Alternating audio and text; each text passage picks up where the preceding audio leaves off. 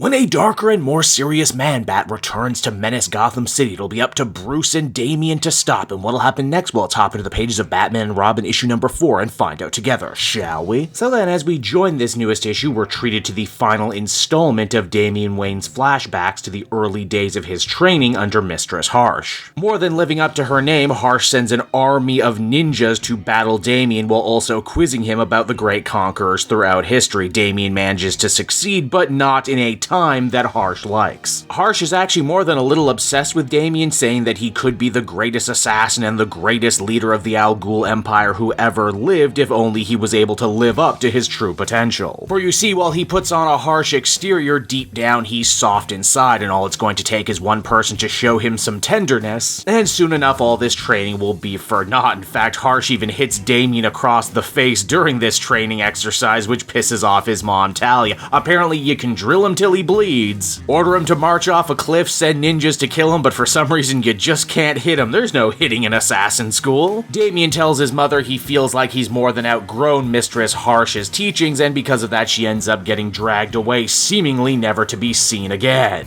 If 5 Bat Bucks says we see her again by the time all of this is said and done. Now, back in the present, Damian is still the prisoner of Kirk Langstrom the Man-Bat, and indeed this new darker, more sinister Man-Bat is Kirk Langstrom. As he explains, he was able to cheat death during that really disappointing backup story you've probably already forgotten by now due to all the amazing chemicals in his body. Death also changed the Man-Bat and gave him a new lease on life. He says Gotham's biggest problem is that it's trapped in the same night over and over again, always replaying, and never permanently changing in any meaningful way. Oh geez, Joshua Williamson, tell us more about how you feel about the current state of comics and sequential storytelling, why don't you? Man-Bat blames this current conundrum solely on Batman himself, saying that this city needs a better class of bat to protect it, and using his amazing scientific mind, Man-Bat, or simply the Bat as he has decided to rechristen himself, will finally be the deciding factor in saving Gotham once and for all. It's at that moment too Batman swoops on in to make the save. Unfortunately, he's still infected with that strange pheromone serum that Shush shot him up with a couple issues ago, one that makes him irresistible to bats. In fact, Bruce and Damian even say in this issue they feel kinda dumb for not realizing that this was the work of Man-Bat sooner. After all, they've been dealing with human-animal hybrids and weaponized bats. I mean, come on, that just screams Man-Bat. Also, in a very surprising twist carrying over from the last issue, after Batman and Robin had saved White Rabbit from getting murdered by Shush and her other co-conspirators, the Rabbit has decided to join forces with the dynamic duo. And in a nice bit of turnaround from the previous issue, White Rabbit even goes out of her way to rescue Damian from his bonds. She also goes a step further by trying to get over them as the brand new dynamic trio, only to get shot down at every turn. Is this the best White Rabbit story ever? Because I think it might be the best White Rabbit story they've ever told. As far as Batman himself, he's actually able to overcome this bat problem by simply just brute forcing his way through it. After all, bats are animals like any other creatures. They can feel your emotional state, including fear, so all Batman has to do is show that he's the boss and that he's not afraid. And believe it or not, the bats actually do end up leaving him alone. Sadly, Man-Bat and Shush are able to escape, implying that they might actually be the overarching bad guys of this Batman and Robin series moving forward.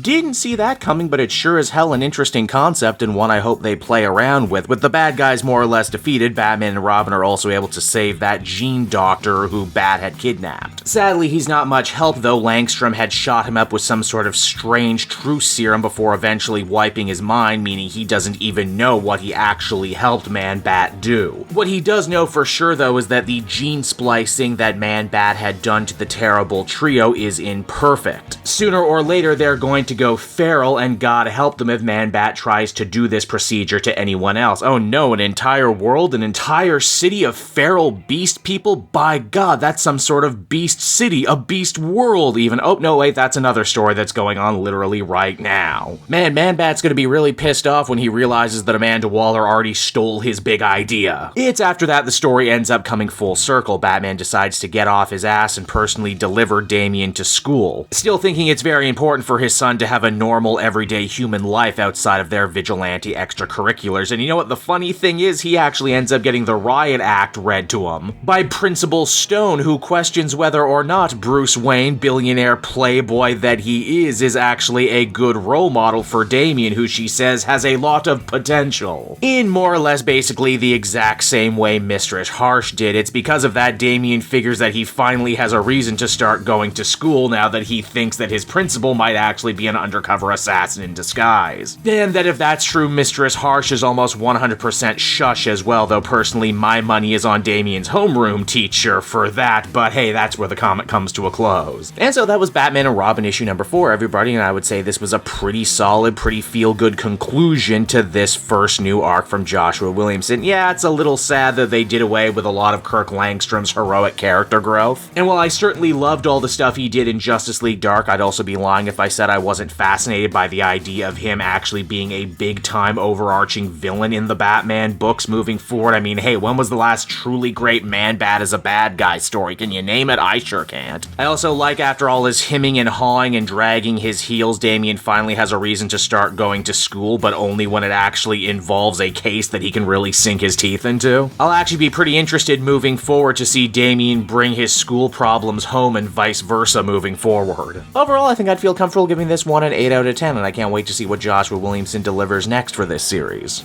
Hey there everyone, it's your old pal Cape Joel again, thanking you so much for watching to the end of the video. I hope you enjoyed it, and if you did, why not check out my Amazon link down in the description. Yes, that's right, the Cape Joel channel officially has its own Amazon storefront now. You can pick up a comic or anything else for that matter, and if you did, you'd really be helping me in the channel. So with that out of the way everyone, I will see you again next time. Bye-bye.